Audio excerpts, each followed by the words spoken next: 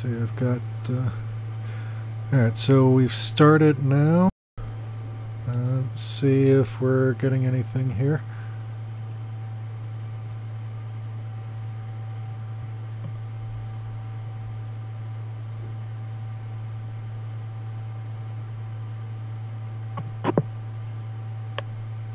Yeah, it says stream is starting, so we'll...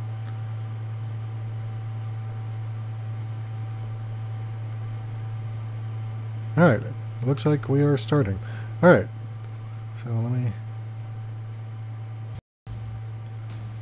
Alright, it's the Wilk Report. I'm Michael Wilk, coming to you from Cleveland, Ohio. With me is Larry Bernard. We are doing a live stream, and we've got a good show for you tonight. We've got multiple topics going on. We've got Jennifer Aniston saying she wants to get a Friends revival and pitches a different kind of Golden Girls reboot. Then we've got stories on Mark Hamill, Neil Breen having a new movie coming out. Then we've got info on what to expect from season 2 of the Orville, according to Seth MacFarlane. Then we've got a review of Sorry to Bother You, the movie by Boots Riley. And got some more information on James Gunn and why Disney probably won't rehire him. A little bit more news on Les Moonves and Ronan Farrow. So let's go ahead and get to the first item of business. Alright, so according to Deadline Hollywood, we've got Jennifer Aniston saying she fantasizes about a Friends revival and pitches a different kind of Golden Girls reboot. The article starts off, could there be any more reboots? As revivals and reimaginations of classic TV shows become more and more of a hobby in Hollywood, fans often fantasize of having their favorite series return. Jennifer Aniston isn't any different. In a recent interview in InStyle magazine's September issue, the actress, who many remember as Rachel Green on the NBC sitcom Friends, admitted that she wouldn't mind a reunion of the Central Perk gang. Before that show ended, people were asking if we were back. Courtney Cox and Lisa Kudrow and I talk about it. She added, I fantasize about it. It really was the greatest job I ever had. I don't know what it would look like today, but you never know. So many shows are being successfully rebooted. Now, if the Friends reboot does happen, it will find success like their younger NBC sitcom siblings Will and Grace, as well as other shows like One Day at a Time, Lost in Space, Queer Eye for the Straight Guy, and Twin Peaks. In the interview, Aniston said that Matt LeBlanc doesn't like to be asked about a reunion show, but adds maybe we could talk him into it. Then she gave another idea for a different kind of reboot. Or we could just give it some time and then Lisa, Courtney, and I could reboot the Golden Girls and spend our last years together on wicker furniture, she said. Friends ran for 10 seasons. Wait, you're saying the only one of those... So you're saying the only one of those actors who has a career right now doesn't want to do a reboot? That's weird. I wonder why she wants to do a reboot so bad. I don't know, possibly because she's not really doing anything worthwhile. Yeah, but I just shudder to think about what Golden Girls would look like with, because refresh my memory. Was the original Golden Girls on NBC or was that ABC? I think it was NBC, or it could have been CBS. I think it was during the Geritol years on CBS. Yeah, because they had they had Golden Girls. They had what was the one with the guy from Soap, Richard Mulligan? Oh God, yeah, that was a spinoff from Golden Girls. He was like their neighbor, and the Joey Zuzu guy was there. In fact, the Joey Zuzu guy was there first, and that's how he got the commercials. All right, and we've got Tom Connors joining us. Actually, as soon as he gets on, we'll pick up with him. Hello. Hi, hey, Tom. Welcome. Just turn it off here. Hang on.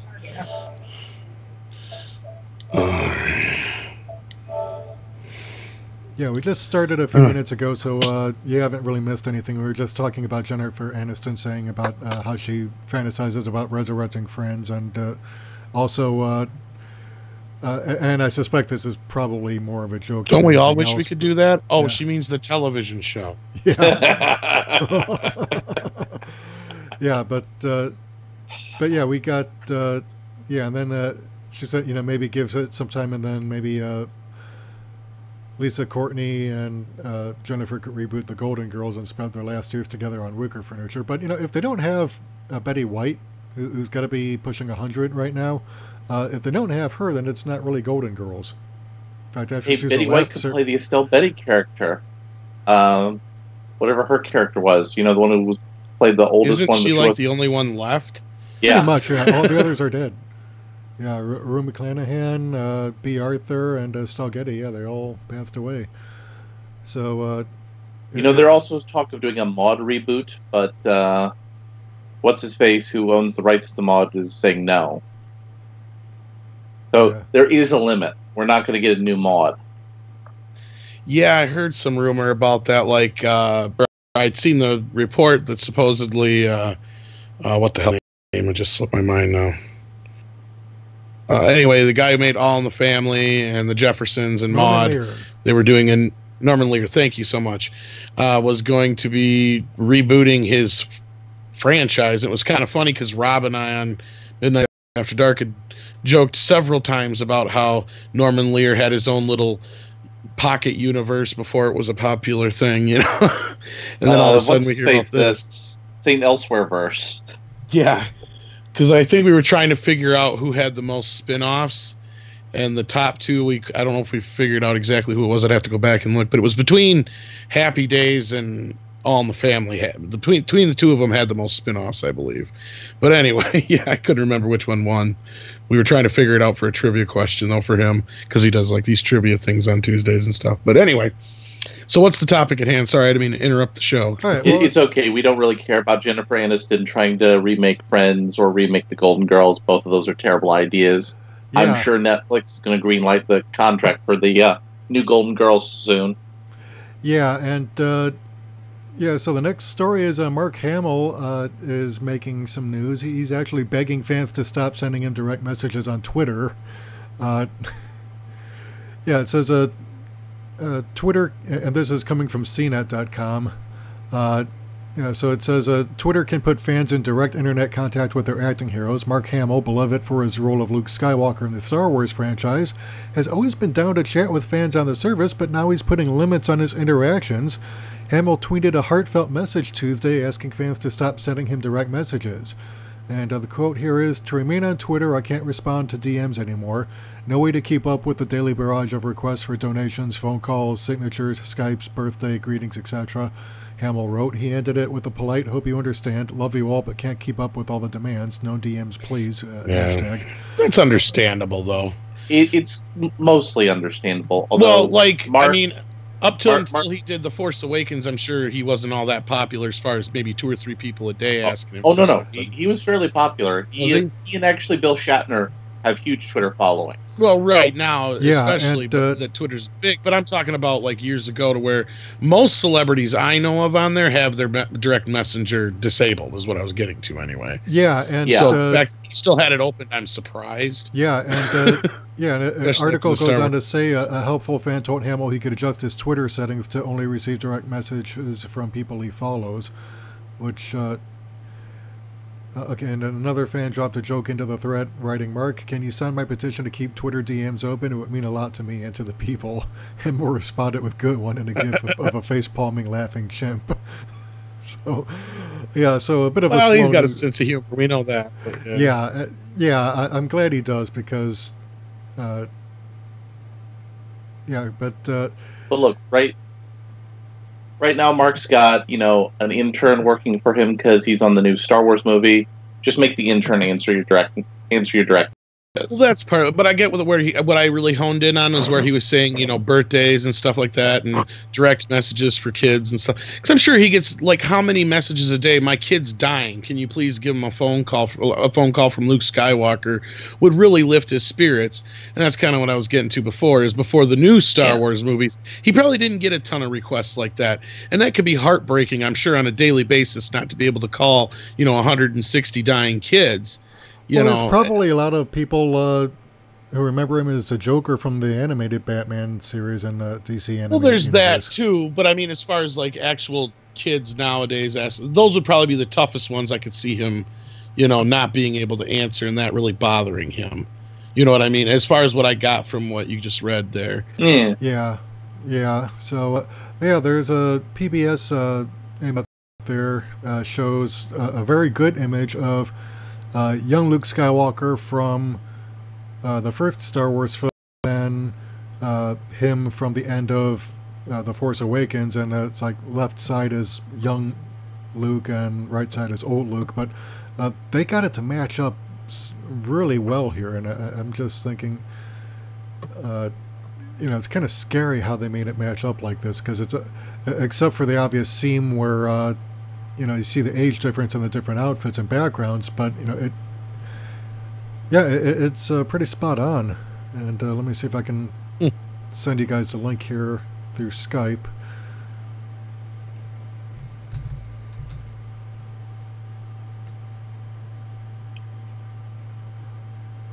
Yeah, but that's what he looks like. And but now getting to the next items, Tom, have you heard of Neil Breen? Name sounds familiar. Yeah, Neil Breen is a treat in the world of So Bad It's Wonderful movies. Okay, that's probably why I've heard of him. Yeah, so he's name a couple of his movies, and I'd probably tell you if I've seen them or not. Fateful Findings, Double Down, I Am Here Now, where Neil Breen plays such grounded roles as alien space cyborg Jesus. None of the names are sticking out, but if they've ever been on any kind of like Mystery Science Theater 3000 or Red Letter Media. Oh, okay, then I've probably heard of them. Yeah, Max Landis was on the episode. Okay, all right. Well, then I know exactly the one you're talking about. Okay, yeah. Right. And, it's been a while, but yeah, okay. The name did sound familiar. Well, according to AV Club, Neil Breen, a Las Vegas architect by day and the Apollo Creed to Tommy Wiseau's Rocky Balboa by night, has just announced a new entry into his charmingly low-rent metaphysical outsider cinema oeuvre. Yesterday, Breen announced his 5th theatrical feature film, emphasis Breen's, called Twisted Pair on Twitter. And it says, "It's here, my 5th theatrical feature film, Twisted Pair. Check out the film trailer and poster at twistedpairfilm.com. Very exciting.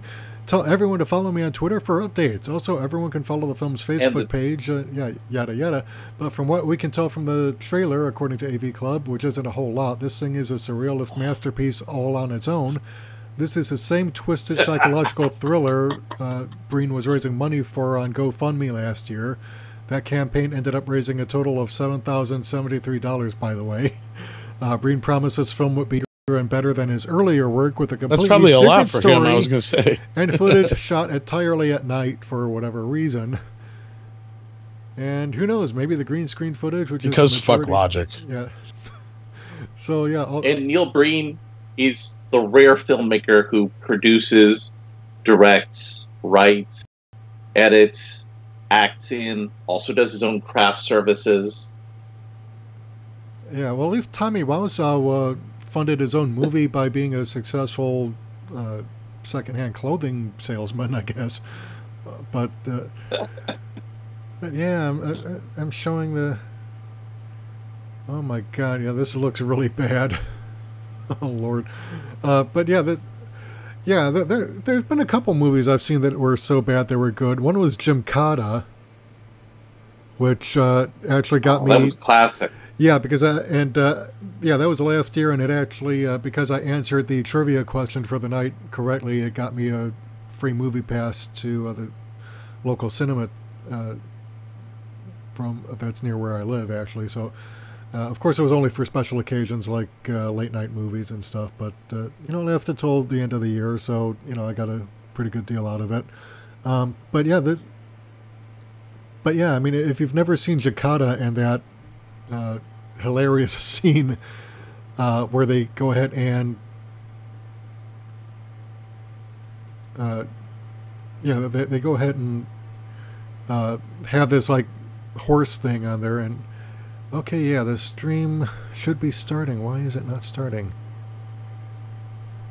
Are we at least recording? We should be. Because if not, we're in trouble. Yeah, I just thought I'd check it out because it says 2 waiting or whatever. That's it. All right, it popped on my thing here. Yeah, stream help is showing orange, and it's got the.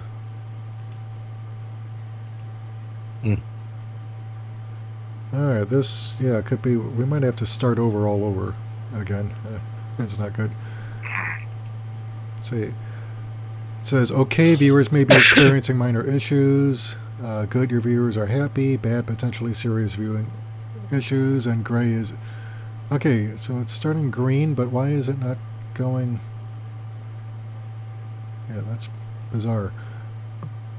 Let me see if I can refresh the window here. Yeah, because I would hate to have to start over.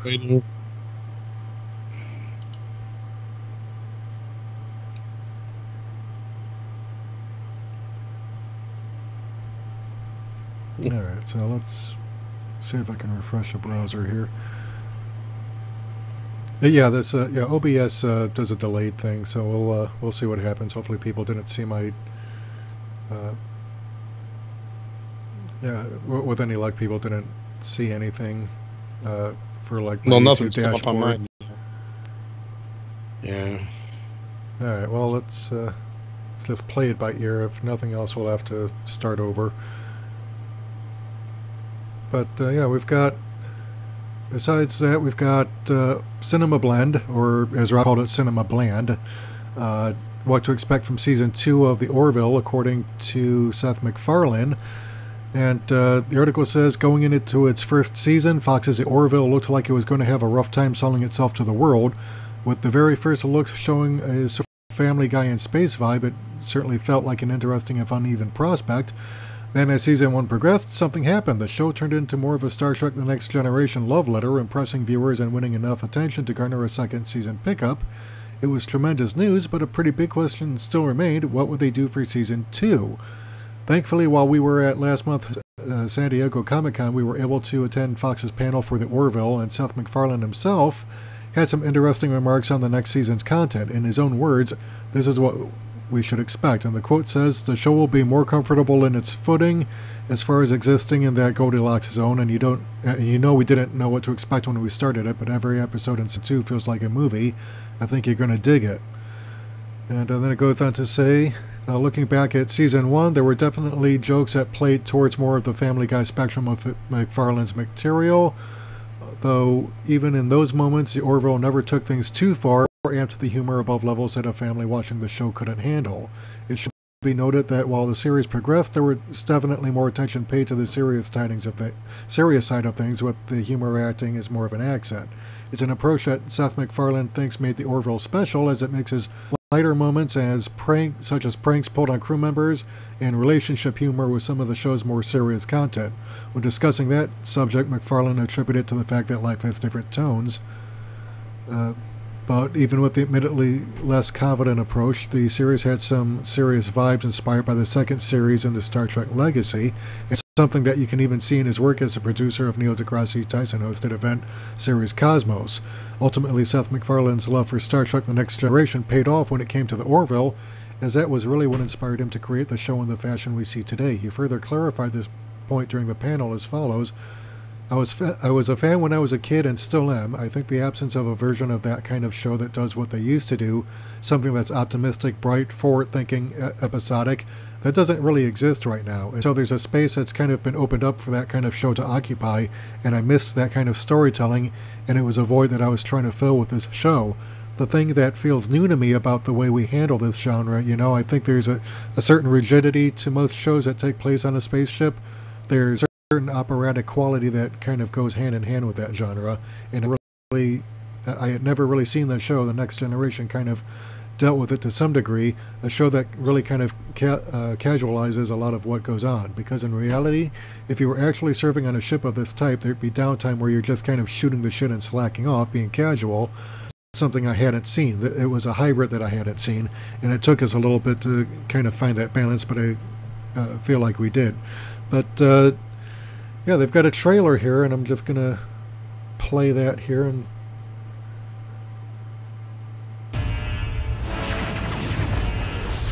get a nice copyright strike. Dun, dun, dun. Well, it's not playing it anyway. But Yeah. All right, and so Tom and I have both seen Orville season 1. I don't remember if you're one of the guys on Midnight's Edge who loves the Orville, Tom, a great deal. I think we all do. Andre's the only one who's just like, yeah, it's pretty good. You know, I mean, he doesn't really hate it or anything, and I don't know if he loves it nearly as much as Rob and I do. Rob just adores it. I love it a lot. I was surprised by it because I'm not a Seth MacFarlane fan originally. I liked American Dad okay, but the rest of his stuff I could take or leave it, even pretty much all his movies. I even thought Ted wasn't as great as everybody else did, I guess, and I was just surprised by the series. I was expecting it to be more of Seth MacFarlane humor, and it turned out to be like, Mike just said, more of a love letter to Star Trek than anything in the end. And it was pretty much just Star Trek with you being able to see what goes on in the downtime. You know, they did show a little downtime here and there in Star Trek The Next Generation, but it was always good, clean fun. They were playing cards or on the holodeck or whatever. You know, I like the way that Seth MacFarlane had a very blue-collar approach to this. And I can believe that this was probably the show that he had in mind when he was pitching his Star Trek that they turned down. And we got, the crap we got. So, yeah. The thing about the Orville which struck me is Gene Roddenberry's original vision was great and everything, but it was completely sterile and alien and very bizarre and weird. There was a scene in the second episode where the helmsman and the first officer meet when one's going to the toilet. And that just kind of struck me as kind of a reality that's seeping in. And how in the third episode, the major plot point turns on watching Rudolph the Red-Nosed Reindeer while drinking beer. There's reality to the characters and their experience that Gene Roddenberry would never have allowed, and it gives a certain freedom in storytelling. Yeah, and it's funny that you brought up the whole fact about that they met in the bathroom, because that was what my first initial reaction to the show was. It was Star Trek, but we actually get to see the bathroom for once. Because if you ever notice, we've never gotten to see the bathroom on Star Trek. Never, that I can recall. Yeah, the closest we got was Star Trek The Motion Picture, where the probe that took over the body of Ilea. Yeah, the shower. Right. Shows a shower. That's the closest we ever got to seeing the actual bathroom on a Star Trek show. And also there was an episode of Deep Space Nine where Captain Sisko was taking his son on a replica of a Bajoran spaceship, and he shows a little toilet closet that actually has artificial gravity in it because he's not about to do that. Right. But right. But Rob and I just joked. This would be like what Next Generation would be like if right after they cut away, instead of cutting away, they kept rolling, and all of a sudden, you got Worf going, "Oh God, supper was great," or something like that. Just random stuff that you don't normally get to see because it's just mundane, everyday stuff. Prune juice, so he's probably drink regular for a warrior. Yeah. But I'm just saying, it's just like, just somebody, belching and just having a moment, and that quiet, like he said, the downtime, the moments where nothing is happening, and it's like, I love the banter between the characters. It feels real. It feels like something you'd hear at in a lunchroom at a factory or what have you, wherever you work. Like I said, a very blue collar kind of feel to it. Like these guys, like, this is just their job 7 days a week or whatever, but still. But then there's the flip side of the coin, when there's the hard sci-fi examining issues through an allegorical prism, unlike what you see in Family Guy or American Dad. Seth MacFarlane wasn't making either side of the debate look stupid. He was only making certain kinds of people in positions of power who are jerks look stupid. Yeah. Which I think is a lesson that's very important for today. Right. And just like with the original Star Trek, and even some of the other ones to a degree, he was able to interject a lot of modern, social commentary without it being so heavy-handed that you're like, oh boy, here we go, another lesson. And I really think about the one where they go to the planet where it's basically run by social media, where you have the downvotes and the upvotes and stuff. Especially, it was like, it was really on the nose, but they had so much fun with it, and without it being real preachy, it still kind of showed a lot in a way that Roddenberry used to do with Star Trek, and I think of like episodes with can never think of the name of it. That's what I always need Rob for. He remembers the name of every episode. But the one where with like Frank Gorshin was in it, and they have the species where half their face is black and half their face is white, and the other half of the species the same way, only reversed. That was a direct social commentary on or the space race hippies. Relations at that time. Or you had that one too. Or Meteor 7, where the Enterprise visits a planet where they fight the war with computers and therefore have no incentive to actually end the war. They're still killing people, and right. Or you have right, and that was actually a direct critique, I think, of the Vietnam War, actually, because at that early stage.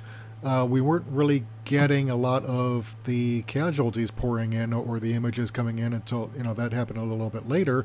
But, the idea was if you sanitize war and you don't really see the casualties because the buildings are still standing intact, no one's starving in the streets or you don't have all that horrible destruction, there's no incentive to end it. So, and that's what Roddenberry was trying to say, it's a direct allegory for Vietnam.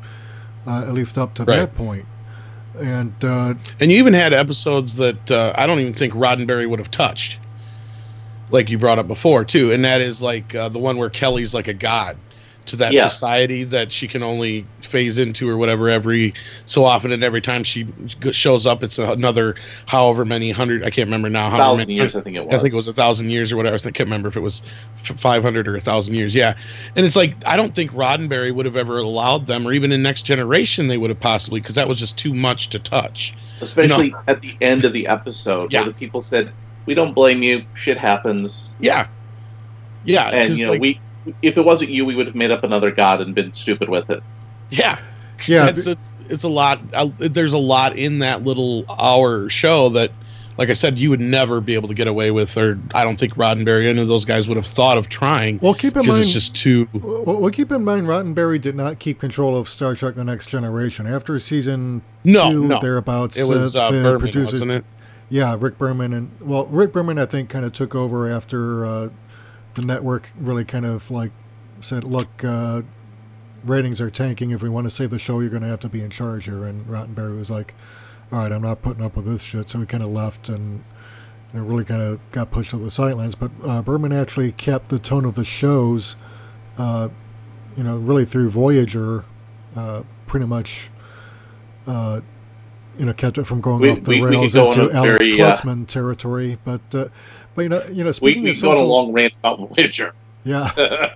Well, speaking of media that does social commentary, Larry wanted to talk about the film Sorry to Bother You, directed by Boots Riley, and that is where we come to an article in Jacobin Magazine that he recommended, because I was looking up some articles, and this one seemed like one he wanted to go with. So, Larry, how about you go with this? Because I saw it in the theaters last weekend, and a lot of it, I'll say this without doing any spoilers, a lot of it seems clearly inspired, at least to me it seems clear, inspired by Paul Verhoeven, because I kept having flashbacks to the original RoboCop.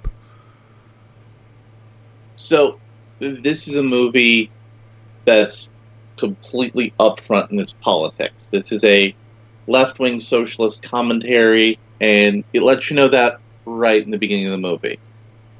You don't have to worry about that, and because it's honest and open in the movie, it doesn't take you out of your suspension of disbelief throughout the whole movie.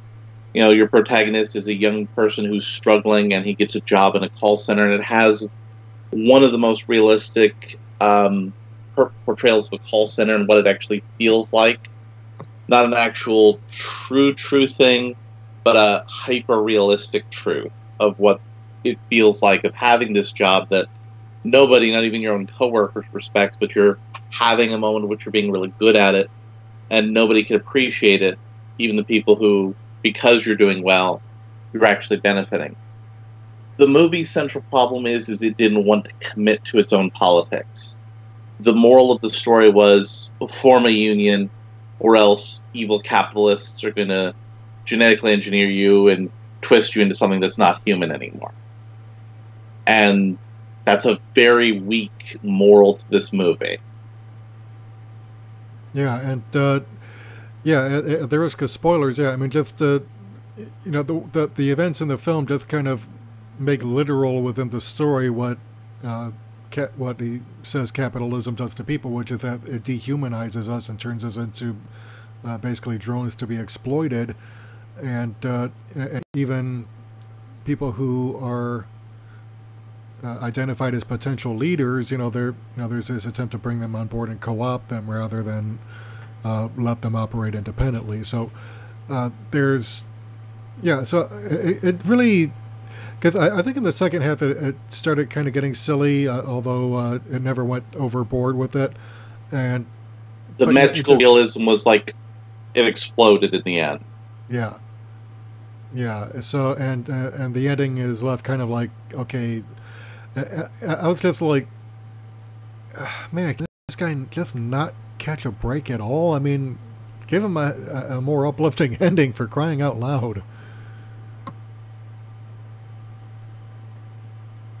I haven't seen it, so I can't comment. I know the movie, but it's a very interesting movie. I've seen the preview and stuff. Has a lot of good portrayals in it, but it's a very hard movie to explain why it's good without getting into a whole lot of spoilers. It has a lot of commentary on reality TV culture, politics. Yeah, that's where the whole tech bubble boom in the San Francisco Bay Area. Yeah, that's where the Verhoeven influences really start to come in, was with the lampooning the reality TV stuff. Oh yeah, and also the news segments too. I mean, those were just classic Verhoeven.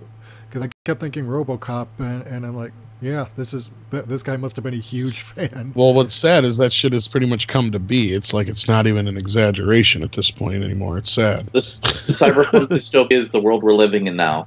Look at the news at how hyperbolic it is. Look at the ads, how hyperbolic they are. They're just like they are in RoboCop almost. Yeah, and it's come to that point. Yeah, and I think if Mr. Verhoeven were here with us, he would probably say, guys, it wasn't meant to be a prediction of the future. A warning, yes, but not a. And it happened though, unfortunately. Because I'm sure, like, look at most ads anymore. They're almost just about like straight face to be like, "F you, you're gonna buy it." It's like, okay.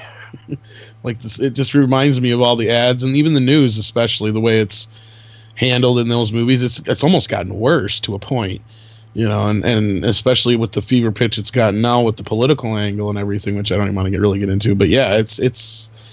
Yeah, the movie is politically charged, so I mean, I guess there is that point to it, but it's basically a political movie done right, because I mean, it's pretty obvious and it does get preachy, but it never talks down to you or assumes that you're stupid, but there's a Foxconn-like company that basically enslaves people, and Riley explained in an interview that the bending of the reality shows how we'll accept anything if it's packaged in the right way, and we don't think we can do anything about it, which is actually a crucial thing that kind of leads into the climax of the film.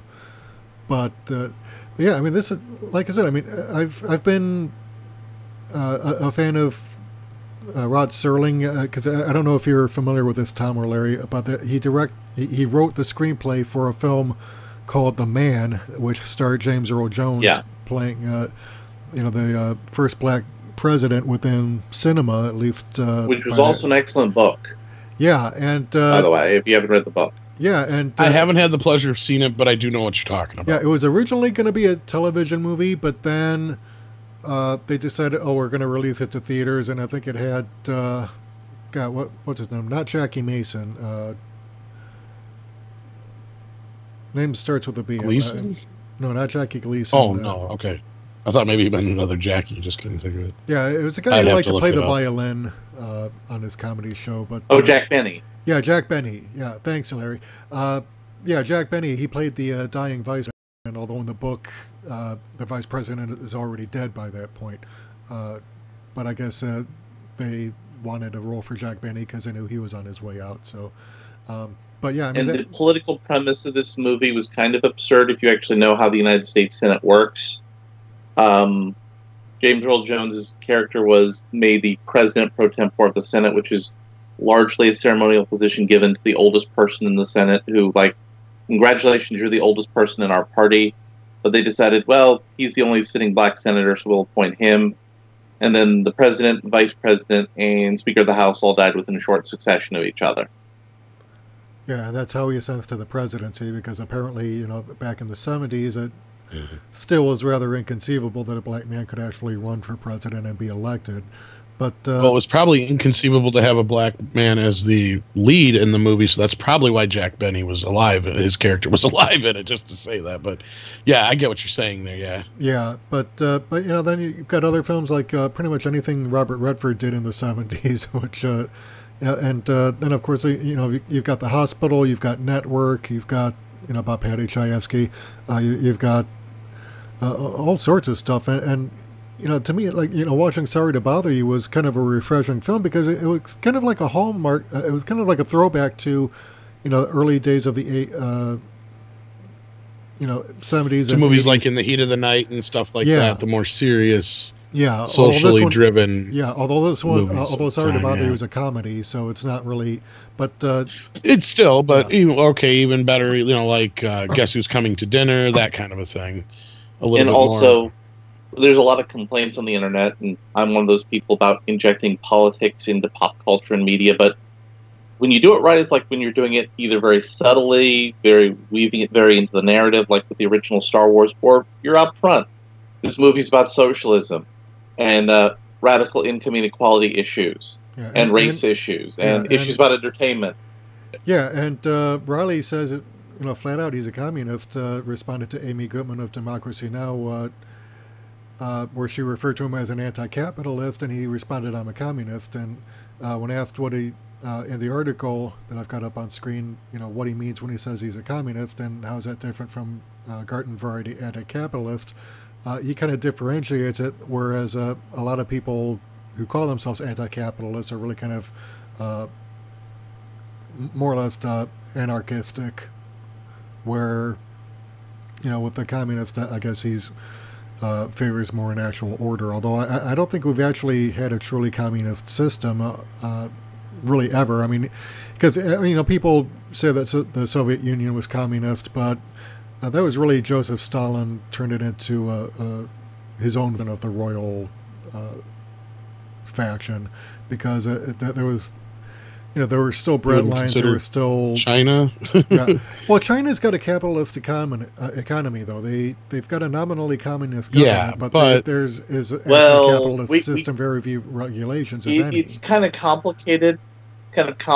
Because of the way corporations are set up in China. Like, if you're GM and you want to build a new auto plant in China, you joint venture with the Chinese company.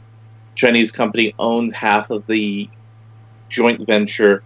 They provide you with the actual assets of the physical assets and the workers, and they appoint all the people who run the joint venture company, and they take 50% of the profits. So that, I'm not entirely sure whether you call that a capitalist system. It's a very weird hybrid model. Yeah, it's basically the modern Chinese Communist Party's attempt to create a blend between communism and capitalism, which really kind of leans more towards capitalism, because it still involves exploiting workers and paying them really practically no wages at all, and keeping them in conditions that we kind of outlawed back in the 1860s. Tom, if you haven't gone to see this yet, I highly recommend that, because it was one of those, when I saw the preview, I was like, I'll wait for video, but yeah, when it does come out to where I can rent it, I surely will. I will. Well, it's one of those movies where it's not a movie where you really need the theater experience, of course, to see it in. Well, and that's just it. I live so far from any theaters. It's like, I generally, if I go to a theater, it has to be for a good reason. And now with Movie Pass basically imploding, yeah. I can walk to the fancy theater in my area where, I can go to the bar, get a drink, take the drink into the theater with me, order, fancy food, and an additional drink in the movie. That's how I got through The Last Jedi. Yeah, see, I don't even have that luxury, so. Yeah, so let me go see if I can. Because it says starting here. Yeah, well, we'll see what happens if it goes through or not. But let's see, we've got some news coming from Disney again. Because James Gunn is still fired. Yes. As of today, Disney probably won't rehire James Gunn despite protests from Guardians of the Galaxy cast. It says in July, Disney parted ways with Guardians of the Galaxy director James Gunn after a handful of offensive tweets in which he joked about rape and pedophilia came to light. The cast of the movie came to support, including the Worth, Chris Pratt, Zoe Saldana, Selma Blair, and others, urging Disney to rehire him for Guardians of the Galaxy 3 in an open letter. And this is according to the Muse at Jezebel.com. Variety reports that a source close to the matter said the following: I don't see Disney rehiring him. Those tweets were so horrible, and Disney has a different standard than other studios. So clearly the Muse... Again, though, you got to note that says a source close to the matter. It isn't anybody from Disney. Right. So this still hasn't been confirmed, because actually we have a story that's going to come up as soon as we're done here. I got to get it done, but one of our little news briefs where we talk about this subject, and that's one thing we do point out. We still haven't heard anything official from Feige or Iger on the matter, or Disney for that matter, yet, outside of that he was fired from Alan Horn. I read somewhere that Bob Iger has to finalize the sign-off on it or something like that whenever he gets back from his vacation.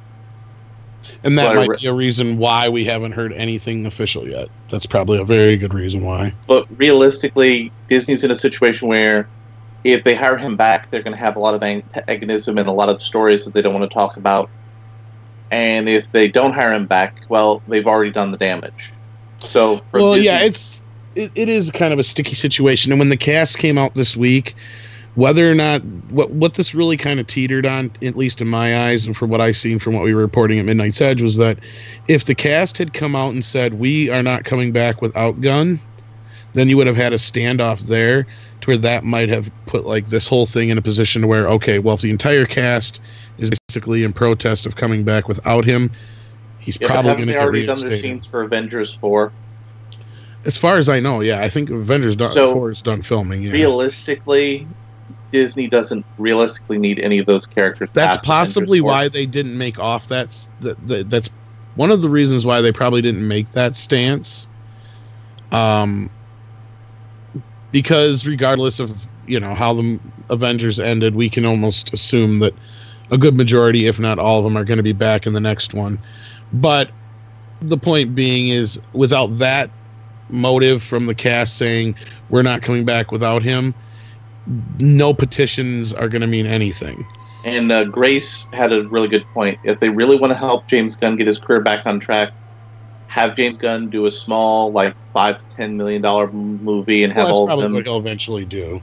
And have all of them come do the movie for him at the low end of their pay scale. That I don't know, but yeah, the first part I can see happening eventually, because it's not like he doesn't have places to go. It's just this is like a PR nightmare from the start. I mean, Sony would take a chance on him probably because they're horrible. Well, here's the thing: if it was any other company other than Disney, we wouldn't be having this conversation right now. If it was Disney 20 years ago, we wouldn't be having this conversation. Even then, yeah. So the point is that I think the thing is I knew it was going to happen. I'm not thinking that the guy's going to get his job back. I don't even know if the guy should necessarily get his job back. All I know is in this instance, Disney should have done some due diligence, on the front end to make sure they knew about this shit and vetted it properly. And now if they didn't, then they owe him enough to go through the stuff before they just, knee-jerk turned around and fired him. But that's because they had to with Roseanne. But Roseanne was a little bit different of a situation. Yeah, because you had this on your lap right now. The context was well known, and whatever excuse she came up with afterwards, it didn't matter. Roseanne did a comedy skit where she played Hitler baking Jew cookies on a TV show, and that's fine. That's a comedy skit. There's a difference between that and the difference here is that she directly took to Twitter, directly attacked somebody, and regardless of whether or not she knew the quote, this is her words, the bitch was black. It didn't matter at that point because she had changed her story 3-4 times, blamed it on ambient, still hadn't taken any, ownership of the whole issue. And every time she would, she'd backtrack. Yeah. Okay. Gunn, on the other hand, apologized for this shit back in 2012, took his lumps on this when it did come down, and then after he was fired, come back out again and gracefully said, this is the way it has to be. I understand why, blah, blah, blah. And it's a shitty situation that if you go into the context of a lot of this stuff, you can tell he's either being sarcastic or joking. I don't condone the humor. A lot of it was very uncouth and, tasteless. But there's types of humor out there, if it's done well, it doesn't matter what the subject is. And anybody who's a fan of South Park knows that. But that new person on the editorial board of the New York Times who got in trouble for some of her past comments. Yeah, I just read that too, yeah. It was a very common practice to try to encourage young, aspiring reporters to make outrageous commentary on Twitter to build up Twitter followings. Right. So, and it does bear, mentioning that at the time that when Gunn made these tweets, he wasn't working for Disney. He probably had no prospects. Well, some of them were probably then, but a lot of them were when he was out doing Super and Slither and other very edgy humor. If you've ever seen Super, that takes such a dark twist in so many fucking places. As good as it is, there's points in that movie where it totally turns me off. Don't get me wrong. And it's like, I get what he was trying to do, though, and you can't take anything away from the guy taking a chance. But I can see within the context where a lot of these jokes were not what the media was trying to promote them as. I mean, you've got people out there spouting off that the guy has been trading pornography online, and he's a member of NAMBLA and all this other crap. And it's like, guys, do you not know how to read in context how a joke works? Yeah. Well, I'll say this: if there's a silver lining to this dark cloud, it's that Ruin Johnson deleted a bunch of his tweets and is not as active. Right. And if I read this correctly, I thought I read somewhere that Gunn had even brought somebody brought attention to somebody who was an actual pedophile or a rapist or something like that, to where it was like, in that context, well, then you can see more of his edginess was just to be more sarcastic than it was to be edgy, in the sense that this is the way I am because I'm edgy. Yeah. He's being sarcastic about it in the sense that he wouldn't obviously do that. And it's like, even people bring up the monkey story. If you read the tweet, he basically says in the story, yeah, I know I shouldn't laugh, and I know it's not funny, but it was hilarious, and I couldn't help but laugh. And if you're in that position at any time, I don't care who it is, if a monkey starts jerking off, you're going to laugh. Now, of course, if the end result is it ejaculates on a kid, sure, that's sick, but what are you supposed to do?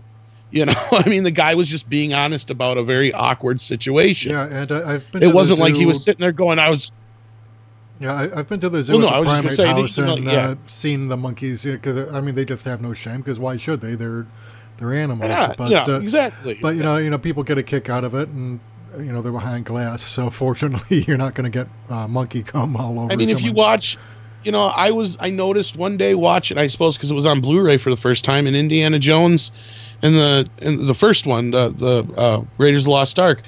In one shot with the monkey, he's got a boner, and it's like as plain as day, right in the center of the screen. It's like, how did they not cut this out? Yeah, well, it was different standards back then. It just then it's like, who cares? That was the point. Yeah. It was like, who cares? But here we are, a couple of guys just cackling at it because we couldn't believe.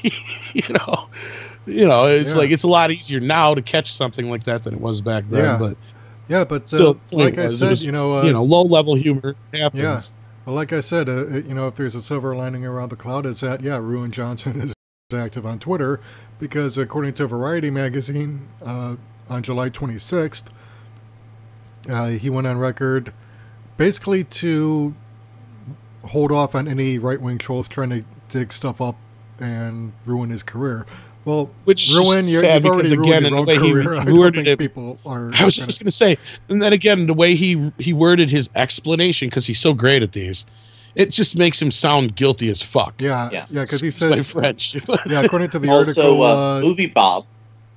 Yeah, according to the article, Bob Shipman, who had a history for posting things regarding eugenics and his desire for a technocratic dictatorship.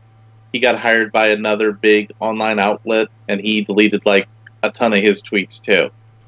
Yeah, Yeah, and and it does need to be set up front that, like, Ryan Johnson and James Gunn especially, I don't know about Bob, but I do know that they used an app to basically bomb their accounts. So there was thousands of those tweets were probably thing, but they had a keyword in it that was picked up by the app. So you've got people out there spouting, oh, he made 10,000 pedophilia jokes. It's like, no, he didn't. There was like 15, maybe 16 off-color jokes, and I think a dozen of those had to do with pedophilia. I'm not condoning that fact, but to go around spouting the guy had thousands and thousands of them is a little bit ridiculous. You know, it's like, so I can kind of see that here where a lot of these tweets may not have been anything more than just perhaps using the F word or some other word that just happened to get picked up in that app. Right. It doesn't necessarily mean that it had anything to do with anything. And the same needs to be said about Ryan Johnson, too. You can't say that he necessarily did anything real, I don't know what the word I would look for would be, but distasteful or racist or anything like that. Any word that would encapsulate that, basically, much like Gunn or anybody else in their tweets. He just did this bombing. So it's hard to say. It probably picked up all kinds of crazy shit. It probably could have been just him being petty with people who didn't like The Last Jedi. Well, that's what I'm saying. Well, yeah, because that's what apps do is they just pick up keywords and shit. Yeah. Well, Johnson's tweet actually says no official directive at all, and I don't think I've ever tweeted anything that bad, but it's 9 years of stuff written largely off the cuff as ephemera. Well, gee, yeah, that's pretty much the pattern he's established. Well, right, and the way Twitter works, it's really hard to get the context of something unless you actually go and look. Like, you have to go look for the feed and everything like that to where you can see where the what it's actually referring to. Right, and he goes on to say if trolls scrutinizing it for ammunition is the new normal, this seems like a why not move. So yeah, he's basically admitting, you know, he expects right-wing trolls to. He's try probably and ruin said him, some shit that he didn't want to. Yeah, right. But the thing is, so you know, he's actually responsible for ruining his own career. I don't think anyone's actually going to try and finish him off because he's already pretty much tanked his career. But speaking of I'm careers sure that would tanking, be a big one. But he's not as outspoken as Gunn was. But yeah, go ahead. Sorry. Yeah, speaking of careers tanking, Les Moonves. We're going to talk a little bit more about him and Ronan Farrow because you know, this is something I wanted to. Yeah, because Les is looking kind of sad these days. Although, because today, USA Today published an article. Headline says, Leslie Moonves allegations, investigators selected. Samantha Bee wonders why there's no suspension. And I'm actually kind of wondering, too, to be perfectly honest. Article says the CBS Board of Directors announced Wednesday it selected 2 law firms to conduct an independent investigation of CEO Leslie Moonves following a New Yorker report in which 6 women accused Moonves of sexual assault. Or sexual harassment is what the article says. But come on, it's assault when you physically try to force someone to do what you want her to. You know, I was going to say, yeah, you made that point, and I thought so too, but yeah. Yeah, the firms Covington and Burling and Debevois and Plimpton have each named women, Nancy Kestenbaum and Mary Jo White, respectively, to lead the probe, and Moonves will have no role in the investigation, and it is entirely recused from it, the board said in a statement. The board took no further action at this meeting, pending discussion with counsel as to appropriate next steps. So scrolling down a little bit... you know, they let Les Moonves on a board of a committee to try to stop sexual harassment in Hollywood. Yeah, and there's yeah, we were talking about that last night, and it was just but Samantha Bee of Full Frontal. Talk about one right out of the Weinstein playbook there. Yeah, yeah, and Samantha Bee from Full Frontal wanted to know why CBS hadn't suspended him after the allegations went public. She said, you know, Les Moonves may be a brilliant TV creator, but no cop procedural, no matter how well crafted and original, is worth ending a woman's career to shut her up. So, you know, I have to kind of wonder too why he's not been suspended, because it looks like, you know, these allegations. Yeah, this was kind credible. of a head scratcher to me too. Yeah, so it's like CBS, unlike Disney, seems to be stuck by their boy. Well, right. Usually it's like. This is one of the few instances where somebody didn't at least get suspended, because even Lasseter is still technically suspended. Yeah. You know, Chris Hardwick, that whole thing. It's like, okay, cool. They found nothing in their investigation. Chris Hardwick got his job back. Okay. That's the same thing I think that should happen to Gunn. I think they're going to delay the fucking movie anyway. Not to go back to Gunn real quick.